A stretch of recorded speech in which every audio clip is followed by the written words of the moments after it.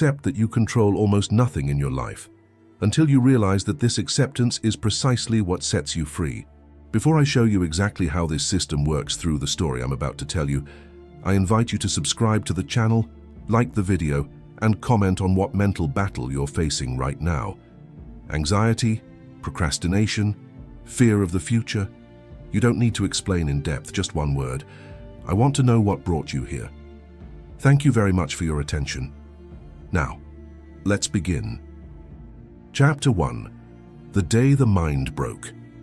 Today I'm going to tell you the story of a man named Hunter. Hunter was 35 years old, and his mind was silently crumbling.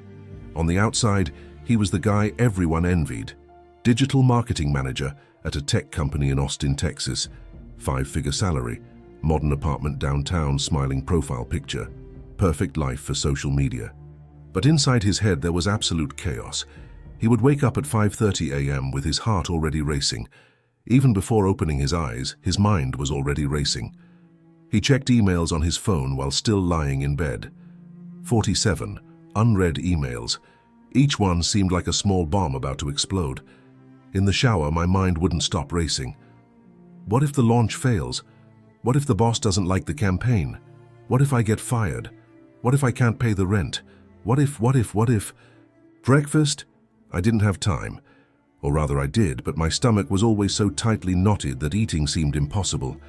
On his way to work, he listened to productivity podcasts. He needed to optimize every second. He needed to be better, faster, more efficient. At the office, he was the first to arrive, last to leave. Meeting after meeting, Slack bombarding him with notifications. Each ping was like a cortisol injection straight into his vein. At night, exhausted, he would collapse on the sofa. He scrolled through Instagram, seeing other people living perfect lives. He scrolled through LinkedIn, seeing other professionals being promoted. Comparison was poison, but he couldn't stop drinking. He tried to sleep at 11 p.m., lay in the dark with your mind spinning in endless loops. He replayed the day's conversations, anticipated the next day's problems, constructed catastrophic scenarios that never happened but seemed absolutely real at 2 a.m. He was taking melatonin, tried guided breathing, listened to white noise. Nothing worked. When he finally fell asleep, it was 3 a.m. 2.5 hours later, the alarm rang again. And the cycle began again. You need to relax, his friends would say. Take a vacation, suggested the online therapist he sometimes consulted. Do yoga, recommended his co-worker. But Hunter couldn't relax, because relaxing meant losing control, and losing control meant everything would fall apart. So he tried to control himself more. He made more lists. He installed more productivity apps. He woke up earlier. He cut out sugar. He cut out alcohol. He started running. He started meditating. And the more he tried to control it, the more anxious he became. Because life has this inconvenient characteristic, life doesn't care about your control plan. Chapter 2. The Meeting That Changed Everything. It was on a Thursday during a presentation meeting for investors that Hunter's mind finally said, enough. He had worked on that presentation for 3 weeks, slept 4 hours a night, revised each slide 50 times, rehearsed alone in the mirror. He was ready. Technically perfect. The meeting began. Hunter opened the presentation. First slide, second, third, everything flowing smoothly. Then he got to slide 4, and his mind froze. His heart began to race. His hands started to tremble. The room began to spin. He looked at the faces of the investors and suddenly couldn't process anything anymore. The company CEO was standing beside him. Hunter, are you all right? He wasn't there. For the first time in 35 years, Hunter had a full-blown panic attack in public, in front of 6 investors, in front of his boss, in front of the entire team. I'm sorry. He left the room. He locked himself in the bathroom. He sat on the cold floor. And he cried. He wept from utter exhaustion, from surrendering to the fact that his entire total control system had spectacularly failed at the moment that mattered most. The CEO knocked on the door 10 minutes later.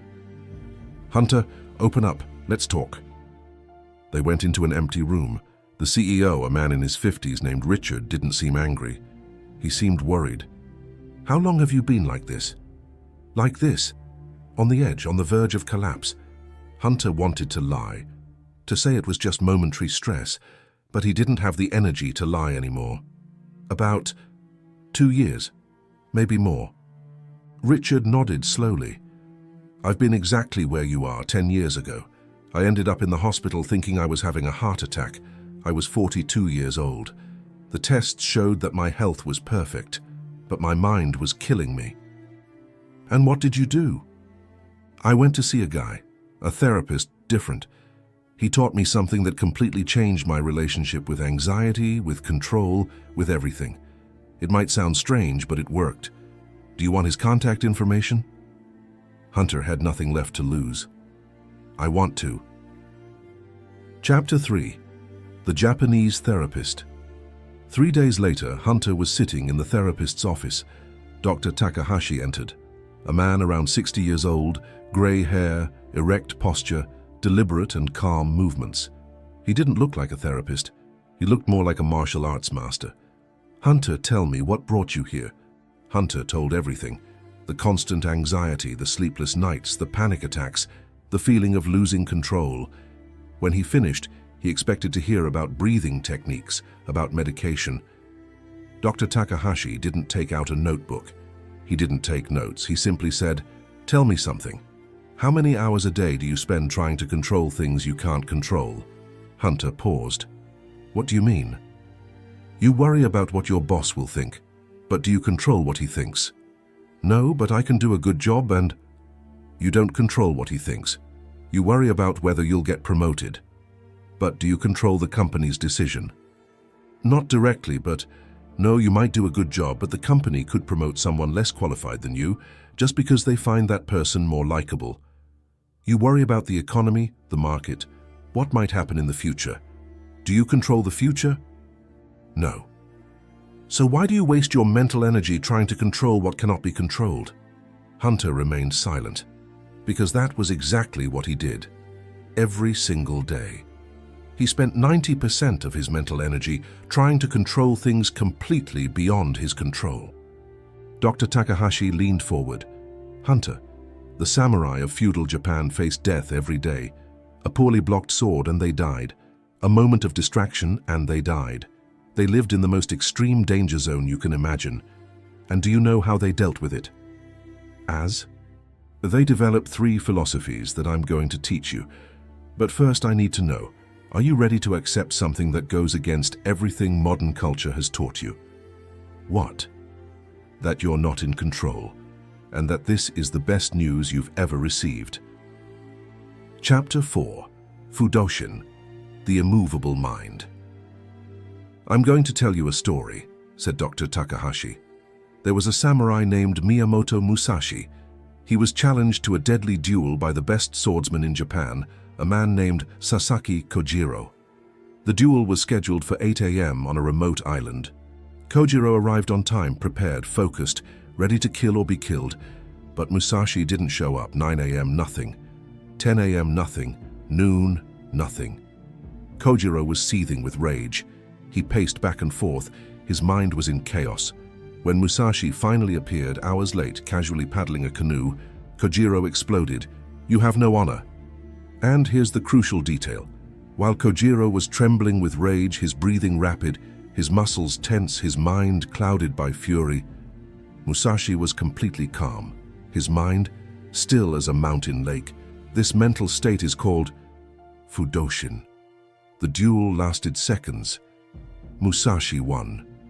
Not because he was stronger, but because while Kojiro had been overwhelmed by emotion, Musashi kept his mind still. Hunter heard the story but didn't understand the connection. "Dr. Takahashi, with all due respect, I'm not facing sword duels. I'm having panic attacks. You are in a duel, every day, against your own mind, and you are losing because you are being hijacked by your emotions. Anxiety arrives and you let anxiety completely control you. Fear arrives and you are paralyzed. Stress arrives and you react as if you were being attacked by a lion, but I can't control it when the anxiety comes." Exactly. You can't. And that's the point. Fudoshin isn't about not feeling anxiety, it's about not being anxious. Controlled because of anxiety, it's about observing anxiety like you observe clouds passing in the sky. It's there, you see it, but you're not swept away. Dr. Takahashi stood up and went to the window. Do you see that bamboo out there?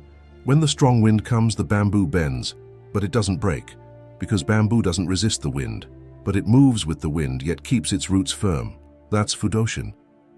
Your anxiety is the wind. It will come, it will always come, but you don't need to break. You need to learn to bend without breaking. Hunter felt something strange. For the first time in years, someone wasn't telling him stop feeling anxious or think positive. They were saying, feel, but don't be overwhelmed. How do I do that? Practicing, starting small, very small. Chapter 5, The Practice of the Still Mind. I'm going to give you an exercise, said Dr. Takahashi.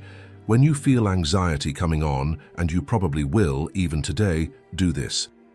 Stop. Do absolutely nothing for 10 seconds. Just observe. Observe the anxiety as a scientist would observe an interesting phenomenon. Ask yourself, where do I feel this in my body? Chest, stomach, throat? Just locate it. Don't try to change it. Just observe. Then breathe, once, deeply, and only then, consciously decide how to act. Hunter thought it was ridiculously simple. That's all? That's all, but it's much harder than it seems, because your instinct will be to react immediately. Anxiety arrives, and you want to do something urgently to stop it. But that doing something urgently is what keeps you trapped. Those 10 seconds create a space between stimulus and response, and in that space, that's where your freedom lies. That afternoon, Hunter returned to work. He was at his computer when he received an email from the CEO. We need to talk about the project, my office, now.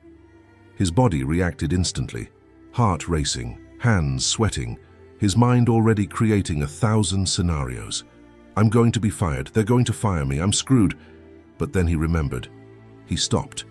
For 10 seconds. He observed.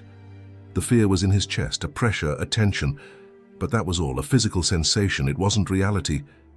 It was a reaction. He breathed. Once. Deeply. And he consciously decided, I'm going to go up and find out what he wants. Creating mental scenarios isn't going to change what he means. Hunter went upstairs. The CEO wanted to talk about reassigning the project to ease the pressure on him. It wasn't a dismissal, it was help. And there, Hunter understood. 90% of his suffering came from reacting to fear as if it were reality. But between fear and reality, there was a space, and in that space was Fudoshin. Chapter 6, Shikata Ganai, What Cannot Be Changed. 2 weeks later, Hunter returned to the office. He had practiced the 10 seconds religiously. It didn't always work. Sometimes anxiety still overwhelmed him, but he was getting better, slowly. How are you? Asked Dr. Takahashi. Better, but I'm still anxious about a lot of things, especially about the future, about what could go wrong. The doctor nodded. Tell me something. Do you have control over what will happen tomorrow? Not entirely, but... Do you have control over what your boss decides? No. Do you have control over the economy, over the market, over whether the company is doing well or poorly? No. Do you have control over whether you will get sick, whether you will have an accident, how long your parents will live? No. Hunter began to see where this was going. So why do you waste energy worrying about things you can't control? Because I feel I need to prepare, to anticipate problems. There is a difference between preparation and concern. Preparation is action. You do something concrete to deal with possibilities. Worry is anticipated suffering. You suffer for something that hasn't even happened and may never happen. Dr. Takahashi took a piece of paper and drew 2 circles, a small one in the center, a large one around it. This small circle represents the things within your control, your actions, your responses, your values, your effort. This large circle represents the things outside your control. Basically everything else, Most people spend 90% of their energy on the large circle and 10% on the small circle. That's why they live exhausted and powerless, because they are trying to control the uncontrollable. The Japanese have a phrase for that, shikata ga nai. It literally means cannot be avoided, but philosophically it means something much deeper, radical acceptance of what is beyond your control. Hunter looked uncomfortable. But isn't that giving up? No, it's exactly the opposite. It's about freeing up wasted energy to focus on what he can to do. Chapter 7. The Atomic Bomb and Philosophy. Dr. Takahashi leaned back. I'm going to tell you about the greatest example of shikata ga nai in modern history. August 6, 1945. An atomic bomb explodes over Hiroshima. 80,000 people lose their lives instantly. The entire city is vaporized. 3 days later, Nagasaki, another 70,000 lose their lives. What do you do when your entire city vanishes in a flash of light? When everything, every house, every street, every person you knew, turns to radioactive dust? You can spend your energy on anger, on lamenting, on unanswered questions. Why us? How is this fair? What did we do to deserve this? Or you can do what the survivors did. Shikata ga nai. It happened. It cannot be undone. Lamenting will not rebuild the houses. Anger will not resurrect the dead. So what can be done? And they rebuilt. In 13 years, Hiroshima was back. In 1964, Japan hosted the Olympics. The country that had been reduced to rubble became one of the world's greatest economic powers. How? Through a fundamental philosophical choice. Don't waste energy lamenting what cannot be changed. Direct all your energy toward what can be done. Hunter felt the illusion of control shattering within him. So, I simply accept that I control nothing? You accept that you are not in control. Almost nothing. But the little that you control, your actions, your responses, your character, that you control completely. And that's all you need. Dr. Takahashi wrote something on a piece of paper and handed it to Hunter. Grant me the serenity to accept the things I cannot change, the courage to change the things I can, and the wisdom to know the difference. This isn't Japanese, it's the serenity prayer. But it's exactly shikata ga nai. This prayer exists in so many cultures because it's a universal truth that we all eventually discover. Suffering comes from struggling against reality. Chapter 8. Gammon, Persevering with Dignity. A month later, Hunter was improving. He was practicing Fudoshin. I was learning to let go of what I couldn't control. But life, as always, brought a test. Your father called. Cancer. Stage 3. Aggressive treatment needed.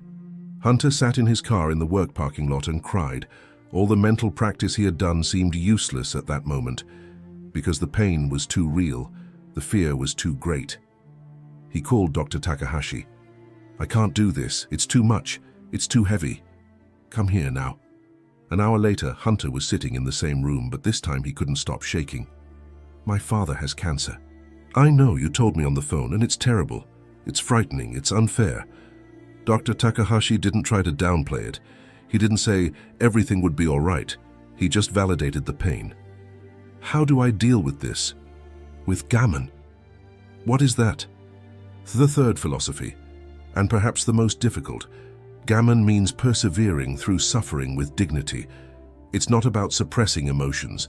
It's not about pretending it doesn't hurt. It's about feeling completely, but not being broken. Hunter shook his head. I'm not strong enough for this. You are, because you're already doing it. You're here. You came seeking help instead of falling apart. That's gammon.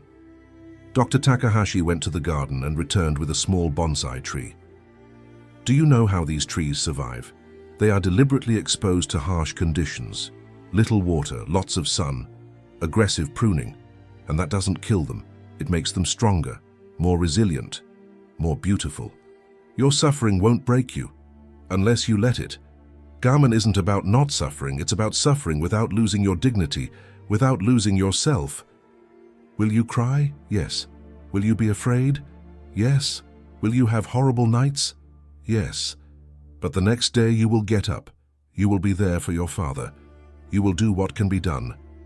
That is gammon. The following months were the hardest of Hunter's life. His father's treatment was brutal. Chemotherapy that left him too weak to get out of bed. Radiation that burned his skin. Bad days. Worse days. Hunter visited the hospital every week, and every time he arrived, he practiced the three philosophies.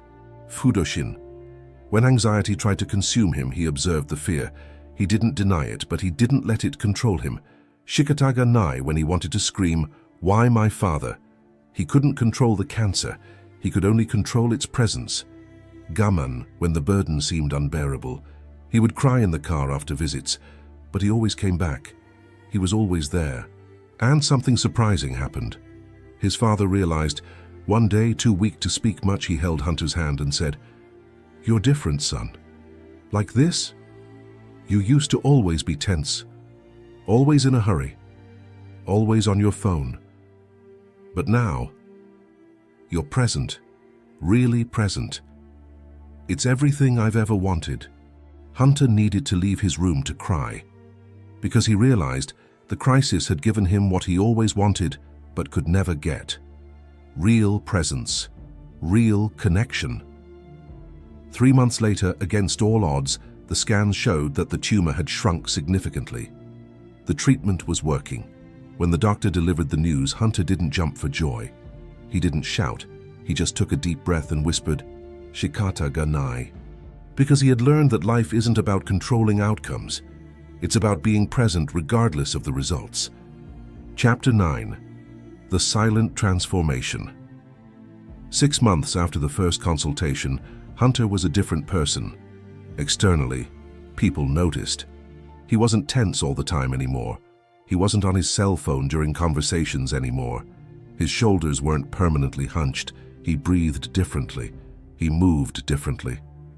But the real transformation was internal. He was still a little anxious. Sure, but now when the anxiety came, he didn't panic about being panicked. He just observed. Things that used to overwhelm him. Urgent emails, criticism from his boss, project problems. He now processed them differently. First, he asked, "Is this within my circle of control? If yes, action. If not, shikata ga nai." Did the work get easier? No. The work remained difficult, but he was no longer fighting against the difficulty. He was navigating through the difficulty. And the strangest thing was, he was more productive now, because he wasn't wasting 70% of his mental energy on worry. He was using that energy on real action. In his final consultation with Dr. Takahashi, Hunter asked, "How do I know if I've truly changed? How do I know this isn't temporary?" The therapist smiled. "Tell me, when was the last time you had a panic attack?" Hunter thought. "It's been 4 months? And when was the last time you lost a night's sleep because of anxiety?" "Last week, but I eventually slept, and the next day I was fine." "You are not cured. Cure is a lie we sell. You are transformed. You have the same emotions, but a different relationship with those emotions. And that relationship is everything." Dr. Takahashi took 3 bamboo cards and wrote on them, "Fudoshin, pay attention to your emotions. Don't be overwhelmed by them. Shikata ganai. Accept what you cannot control. Act on what you can control. Gaman, persevere with dignity. Suffering does not define you. Take this with you. When things get tough, and they will, read this.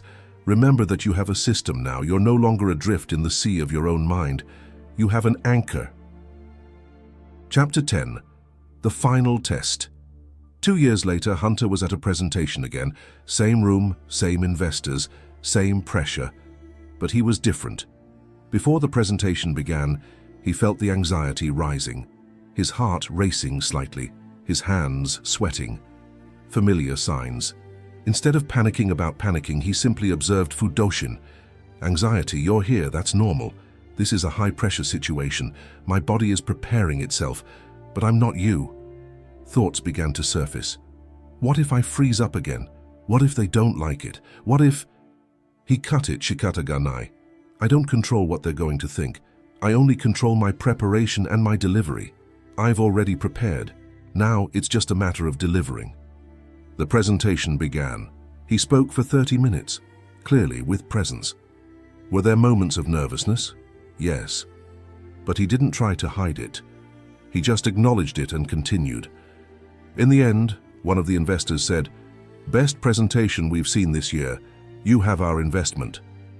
Later in the car, Hunter didn't celebrate wildly. He didn't post on Instagram. He just sat in silence for a moment and felt gaman, gratitude for the journey, respect for the process, acceptance that there would be good days and bad days, but he had the tools to navigate both. A neuroscientist at Stanford University, who studies emotional regulation, has discovered that the practice of observing emotions without judgment, what we call meta-awareness, strengthens the prefrontal cortex and reduces amygdala reactivity. Essentially, you train your brain not to be hijacked by emotions. This is exactly what the samurai discovered centuries ago through meditation and discipline.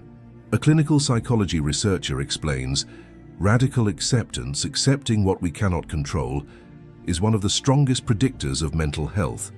Patients who develop this capacity report significantly lower levels of anxiety and depression, not because their circumstances have improved, but because they have changed their relationship with those circumstances. A study on resilience in populations exposed to trauma found that the ability to persevere with dignity through suffering, what we call dignified endurance, is associated with greater long-term psychological well-being. It's not about not suffering. It's about maintaining a sense of self and purpose even during suffering. But here's the part nobody tells you about true mental strength. Hunter didn't stop there. In his third year, he began teaching these philosophies to his team.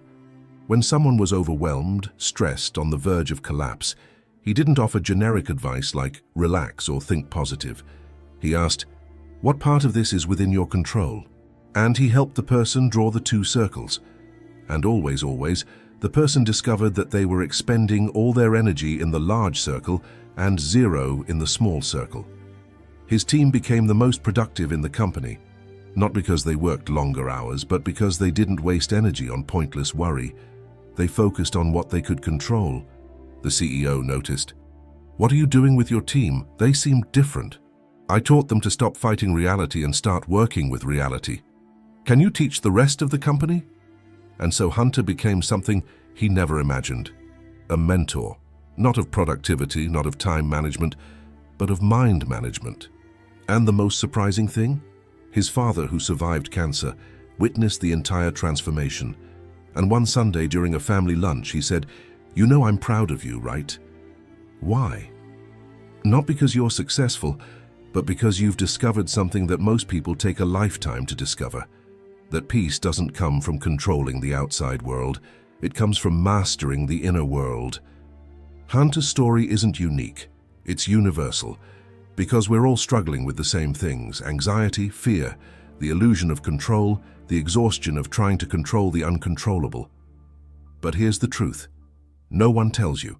You already have everything you need to build unwavering mental strength. It's not outside of you, it's inside. Födushin. It's not something you acquire, it's something you reveal. The ability to observe emotions is already within you. You just need to practice. Shikata ganai. It's not giving up. It's liberation. When you stop fighting what you can't control, you free up infinite energy to act on what you can. Gammon, it's not about being strong. It's about being human. To suffer and not be broken. To persevere with dignity, not because you are special, but because you choose to. And here's the most important thing. It doesn't have to happen overnight. Hunter took 2 years. You might take 3 or 5, it doesn't matter. Because time will pass anyway. In 5 years, will you be in the same place, stuck in the same mental patterns? Or will you be someone who has transformed suffering into wisdom? Samurai weren't born with an immobile mind. They practiced every day for years, until it became part of who they were. The answer isn't about working less. It's about having a completely different relationship with what we call time. Researchers at Harvard University published a study that followed more than 4,000 adults over 15 years. The result was surprising. The people who reported the greatest life satisfaction were not the most productive. They were the ones who felt the most fulfilled, gifts in the activities they carried out. No more time, more presence. This is what the Japanese call mastering time, not filling every second, not running faster, but learning to dwell time in a completely different way. And today, you're going to hear Max's story. A 23-year-old American who experienced firsthand what it means to be trapped in this situation and what happened when he accidentally discovered Japanese teachings that nobody teaches you in school. Chapter 1. The Trap of Being Busy. Max woke up every day at 5:47 in the morning, not because he needed to, but because he had read somewhere that the most successful people in the world woke up before 6. He had a list, a huge list, with tasks color-coded, divided into time blocks with alarms every 25 minutes, using the Pomodoro technique which he had also learned from some other video. Max was, as far as anyone from the outside could see, incredibly organized. He would wake up, meditate for 10 minutes because he'd heard it increased productivity, then go for a 30-minute run because he'd read that morning exercise improved focus, have a meticulously planned breakfast, and at 7 a.m. sharp he was in front of the computer, ready to start the day. He was studying digital marketing. He wanted to start his own business. He had short, medium, and long-term goals. He had spreadsheets, he had podcasts, he had courses. And yet, every time night came, Max would lie down with the same heavy feeling in his chest. The feeling that I hadn't done enough. It didn't matter how many tasks he had completed. It didn't matter how hard he had worked. There was always one more thing that should have been done. Always an item on the list left over. Always a version of himself that was one step ahead and that he could never reach. At 23 years old, Max was exhausted, and the scariest thing of all is that he didn't know why. Although on a Thursday in October, everything fell apart. Max had an important presentation that day. He had spent the last 3 days preparing each slide, rehearsing each sentence, timing every part of the presentation so that it would fit exactly within the allotted time. But that morning, when he opened his computer, he realized he had saved the wrong file. 3 days of work, 6 hours of sleep a night, enough caffeine to fuel a truck. All lost. He stood motionless for almost 2 minutes, staring at the screen. Then he closed the computer. He left the apartment and simply started walking. He walked for hours, aimlessly, without headphones, without podcasts, without audiobooks, just walking. It was during this walk that Max passed by a small bookstore on a street he had never explored before. In the window, among old books and worn bindings, was a book with a simple title, handwritten on a yellow piece of paper glued to the cover: The Time of the Samurai. He doesn't know how to explain why he went in. He doesn't know how to explain why he bought the book, but he bought it. And in the following days, while trying to reconstruct his lost work, Max began to read. Chapter 2. The Secret That Nobody Teaches. The first thing Max read that completely stopped his thinking was this: Modern man treats time as an enemy to be defeated. The samurai treated time as a master to be respected. He reread that sentence 3 times, because he realized that this was exactly the relationship he had with time: a war. Each day was a battle to beat the clock, to do more, consume more, produce more, and wars, by definition, exhaust those who wage them. The book introduced a concept that Max had never heard of: Ma. Ma doesn't have a direct translation into English or any Western language. It's usually translated as space or pause, but that doesn't capture the depth of its meaning. Ma, as I've explained in other videos on this channel, is the interval. It's the silence between musical notes that gives meaning to the melody. It's the space between words that allows for understanding. It's the pause in breath that sustains life. For the Japanese, Ma does not mean the absence of something. The Ma, it is something. It is a presence in itself. And the book said something that turned Max's world upside down. An agenda without Ma isn't productivity. It's self-inflicted violence. Chapter 3. The First Teaching. Ma. Max began to look at his own schedule as if he were seeing it for the first time. He saw an endless sequence of colored blocks, no real pause, no empty space that wasn't immediately filled with some useful activity. Even rest periods were scheduled with purpose, rest to recover productivity. He wasn't resting. He was recharging like a battery only to spend it all again. The concept of Ma comes from Taoism and has been deeply absorbed into Japanese culture. This concept appears in architecture. Traditional Japanese houses are designed around emptiness, open spaces, not walls. It appears in music. The composer Toru Takemitsu was famous for using silence as an instrument. It appears in martial arts. An effective strike in karate begins with Ma, the interval between movements. And for the samurai, Ma was a matter of life or death. A warrior who didn't know how to inhabit the intervals, who didn't know how to be fully present in the space between actions, was a dead warrior. Because it was in the Ma that the samurai observed. He breathed. He saw what his opponent was going to do before to do. Max read about Miyamoto Musashi, perhaps the greatest swordsman in Japanese history. And Max thought, those who don't know Ma don't know life. He picked up his planner, and for the first time, instead of filling in the empty spaces, he protected them. Chapter 4. The second lesson. Ichigo Ichi. A few weeks later, Max was in his neighborhood cafe when something strange happened. He was reading the book with his coffee beside him when he realized he hadn't tasted the coffee. He had simply drunk it, automatically, while reading, while thinking, while planning. How long have you been doing this? He looked at the nearly empty cup and felt a strange pang in his chest, a kind of mourning. For all the coffees I had drunk without tasting them, for all the mornings that had passed while his mind was elsewhere. That day, he read about Ichigo Ichi. Ichigo Ichi is the principle that each moment, each encounter, each conversation, each experience is completely unique and will never be repeated. Not as an empty motivational phrase, but as a physical and philosophical reality. The concept comes from the Japanese tea ceremony. The masters taught that each ceremony should be performed as if it were the only time in a lifetime. Not the last, not the best, but the only one. The host prepared every gesture, every movement, every detail as if that experience could never be repeated. Because I couldn't. The philosopher Sen no Rikyu, considered the greatest tea master of the 16th century, taught his disciples, meet each person as if it were the only possible encounter between you, because in a way, it is. Max closed the book and remained silent for a long moment.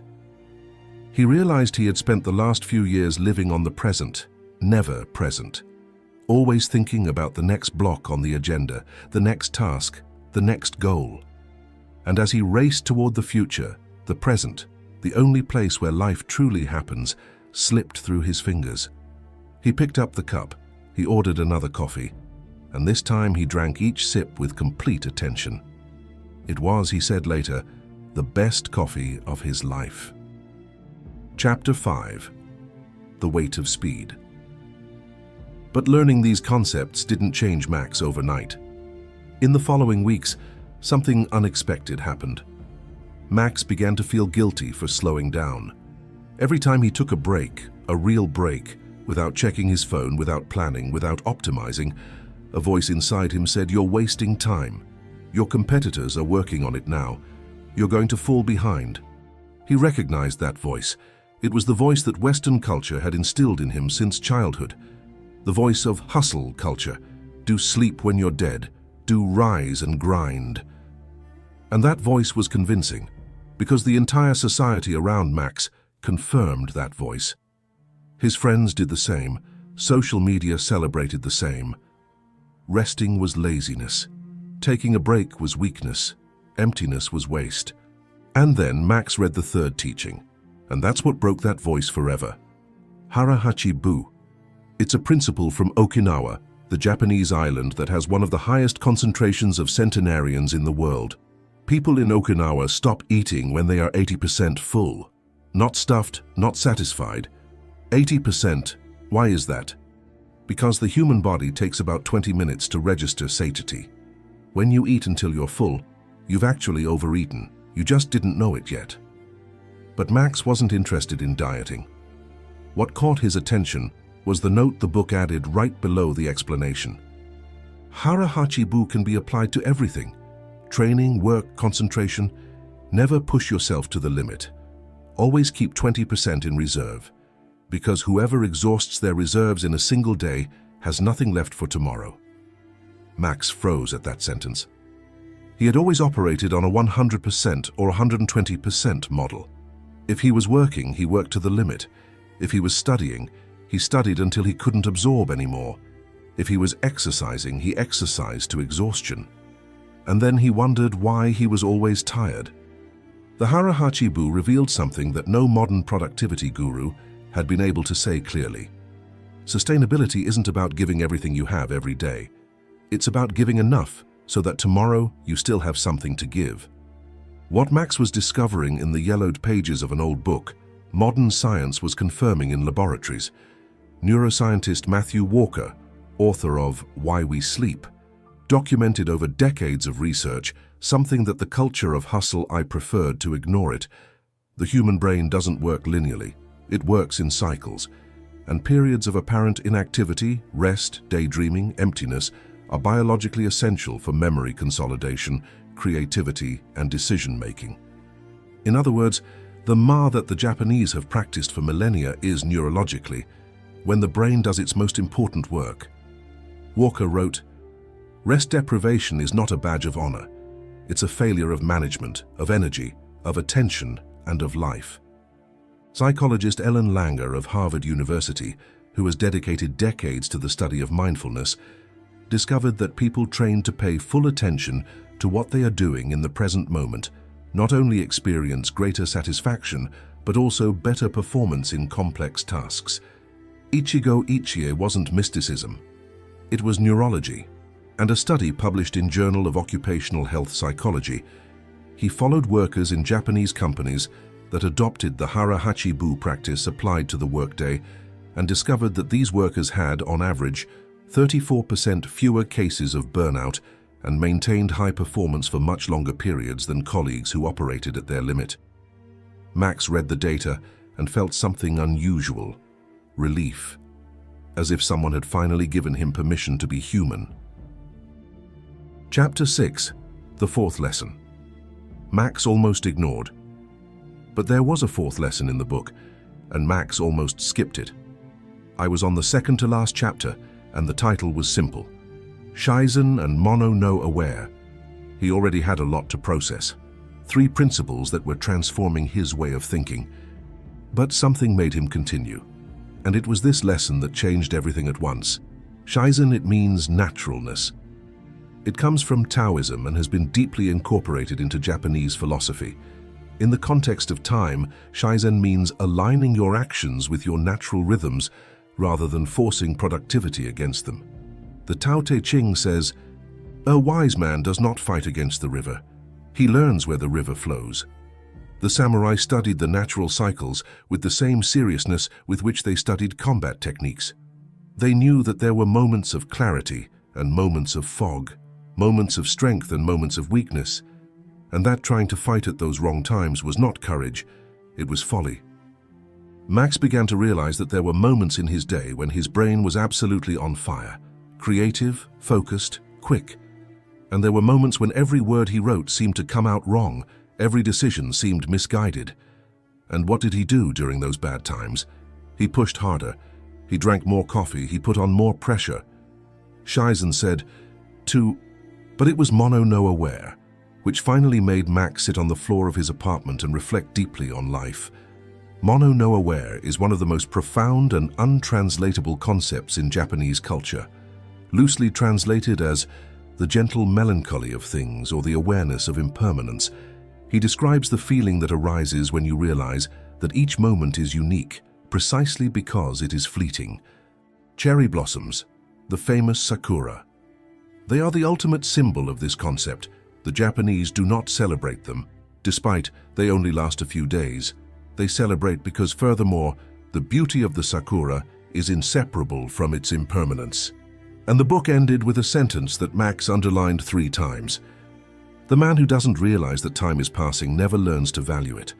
The man who realizes too much is paralyzed by anxiety. The wise man realizes, bows before it, and then lives with tranquil urgency. Quiet urgency. Not the frantic urgency Max knew. Not the kind that burned his eyes at 2 a.m. in front of the computer, but an urgency born of love, the love for this moment, which exists now, which will not exist tomorrow in the same way. And suddenly, Max understood. It wasn't about doing more. It was about being fully present in what you do. It wasn't about controlling every second. It was about dwell every second. It wasn't about beating time. It was about to be time. Chapter 7. Max's Transformation. In the following months, Max made simple changes. Not dramatic, not revolutionary. Simple. He added Ma to her schedule, deliberately empty spaces that no task could occupy, not to recharge and get back to work, just to exist, to think without a destination, to let silence be silence. He began practicing Ichigo Ichi in conversations, mainly with his mother, who called every week and whom he always answered with one ear while the other was on the computer screen. He started stopping everything when he called, to really listen. And it was in one of these conversations that she told him a story from his childhood that he had never heard before and that made him laugh for minutes. He adopted Harahachibu at work, finishing his shift when he had 80% energy left, not when he was at his limit. And he discovered that the next day he showed up with more enthusiasm, more creativity, and more energy than he had ever had working to exhaustion. He stopped fighting against his natural rhythms. He began to observe when he was in a state of flow and when he was stuck, and instead of forcing things during bad times, he used those moments for mechanical tasks, for rest, for aimless walks. And mono unaware? That was the hardest. It required Max to look at things he preferred not to look at, the passing of years, the finiteness of experiences, the fact that his father was getting older and that each visit now had a different weight. But when he embraced it, not as depression but as truth, something changed. He began to truly appear in his own life, no longer as a manager trying to optimize every process, but as someone who knew deep down that this moment, this specific one, this now, would not return. And that's why anything was valid. Chapter 8. Recap and what this means for you. Let me recap what we've seen today because each of these teachings carries a different weight when you really stop to think about it. Ma. Space, interval, pause, reminds us that emptiness is not absence. It is presence of another nature. An agenda without Ma is an instrument being played without any pause. It is not music, it is noise. Ichigo Ichi. This moment, which will never happen again, challenges us to step out of autopilot and treat each experience for what it truly is, unique, unrepeatable, and therefore precious in its own way. Hara Hachibu. The wisdom of the 80% liberates us from the tyranny of exhaustion as proof of effort. You are not more valuable because you are more tired. You are more efficient when you preserve what you have. Shaisen. Flowing with nature invites us to stop fighting against ourselves, to observe our rhythms, to work with them, not against them. To recognize that we are not machines that produce linearly, but living beings that function in cycles. And mono no aware. The beauty of impermanence gives us the rarest thing that exists, urgency without anxiety, the recognition that time passes, that each moment is unique, and that this is not a threat. It's an invitation. Max's problem wasn't that he was short on time. It was that he was never there, within from the time I had, and maybe that's your problem too. It's not a lack of time. It's not a lack of discipline. It's not a lack of planning, but a lack of presence, a lack of Ma, a lack of Ichigo Ichi, a lack of the wisdom to know when to stop, when to slow down, when to simply be. The Japanese samurai, with all their battles, their codes, their responsibilities, understood something that takes us a lifetime to learn. You cannot own time, but you can learn to inhabit it. And to inhabit time, to truly inhabit it, begins with a choice you can make now, at this very moment, the choice to stop running from the present towards a future that, when it arrives, you'll also want to escape. The choice to be here, completely here. The man who rushes through every moment of his life comes to the end without having lived any of them. Zen teaching. So let me ask you something before you close this video. In how many moments